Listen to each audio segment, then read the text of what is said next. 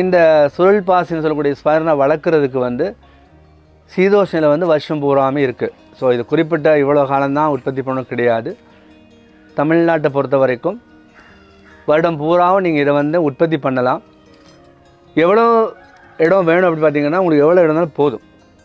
இப்போ உதாரணத்துக்கு வந்து நம்மளுக்கு உதாரணமாக ஒரு மாதம் எனக்கு 50 கிலோ வேணும், எனக்கு ஒரு 1 லட்சம் ரூபா சம்பாதிக்கணும் அப்படி சொன்னால், இப்போ எனக்கு பின்னாடி இருக்கக்கூடிய தொட்டி வந்து பார்த்திங்கன்னா நீளம் வந்து 50 அடி நீளம் இருக்கும், 20 அடி அகலம் இருக்கும், 1.5 அடி அல்ல 2 அடி ஆழம் இருக்கும். அப்போ இதுக்கு தேவையான நிலப்பரப்பு கிட்டத்தட்ட 1200 ஸ்கொயர் ஃபீட் சதுர அடி இருக்கும்.